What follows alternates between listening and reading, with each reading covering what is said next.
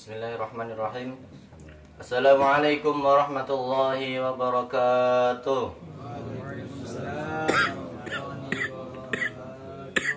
Innal hamdalillah nahmaduhu wa nasta'inuhu wa nastaghfiruh wa na'udzu billahi min shururi anfusina wa min sayyiati a'malina.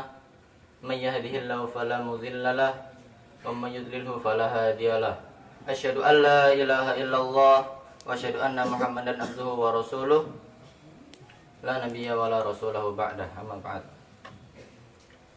Marilah kita senantiasa panjatkan puji serta syukur kita kepada Allah Subhanahu wa taala yang telah memberikan kita berbagai macam nikmat, yang diantaranya nikmat sehat, nikmat waktu luang, sehingga kita bisa sholat jamaah di masjid yang insyaallah diberkahi oleh Allah Subhanahu wa taala ini. Amin. Tak lupa sholawat dan salam semoga selalu tercurah limpah kepada Nabiullah Muhammad sallallahu alaihi wasallam, yang karena beliau ini kita masih bisa merasakan betapa nikmatnya nikmat iman dan Islam. Insyaallah di sini dalam beberapa menit ke depan kita akan membahas tentang satu hadis dari kitab Ibanatul Ahkam Syarah Bulughul Maram, yaitu bab wudu, hadis ke-29. Adapun bunyi hadisnya, An Abi Hurairah radhiyallahu anhu an Rasulillah sallallahu alaihi wasallam annahu qala laula an asyqa ala ummati la amartuhum bisiwaki ma'a kulli wudu'in. Ukarrir, laula an asyqa ala ummati la amartuhum bisiwaki ala kulli wudu'in. Akhrajahu Malik wa Ahmad wa Nasa'i wa Sahih Ibnu Khuzaimah wa dzakarahu Al-Bukhari ta'liqan. Yang artinya dari Abu Hurairah radhiyallahu anhu dari Rasulullah sallallahu alaihi wasallam, sungguhnya beliau bersabda, jikalau tidak memberatkan umatku, niscaya akan kusuruh mereka bersiwak sebelum memulai wudu. Dikeluarkan oleh Imam Malik, Ahmad, Nasa'i, dan disahihkan oleh Imam Ibnu Khuzaimah. Ikhwani fillah rahimakumullah. Di sini Abu Hurairah meriwayatkan hadis yang berkaitan tentang wudu, yaitu lebih tepatnya sebelum wudu, yaitu bersiwak.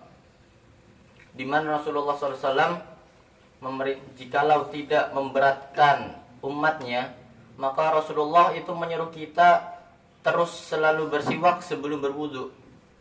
Tapi karena kasih sayang Rasulullah kepada umatnya, perhatian Rasulullah kepada umatnya, dan begitu cinta Rasulullah kepada umatnya sampai memperhatikan sekecil-kecilnya perkara, yaitu bersiwak sebelum wudu, takutnya memberatkan. Jadinya Rasulullah tidak memerintahkan secara wajib bersiwak sebelum wudu. Nah, itu sedikit penjelasan tentang hadis. Adapun fikih salah satu hukum fikih yang bisa kita ambil dari hadis ini adalah disunnahkannya bersiwak sebelum melakukan wudu.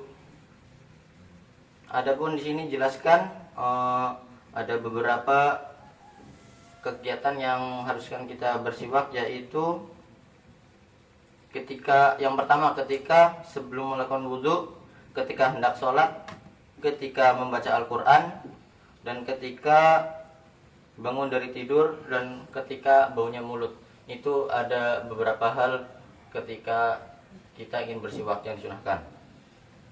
Itu kita kaji dari segi fikihnya. Kemudian kita sedikit mengkaji dari segi bahasanya, yaitu kata bisiwaki. Ini ada, dalam kata ini ada dua kalimat. Yang pertama huruf, yang kedua isim. Tapi yang kita akan sedikit bahas tentang isimnya itu asiwaki. Sebelumnya dalam bahasa Arab, isim itu semua isim ketika sendirian itu berharokat dhammah akhirnya. Itu asiwaku kata asalnya. Tapi di sini dibaca asiwaki, dibaca kasroh. Kenapa? Karena sebelum kata siwak ini didahului huruf jar bi.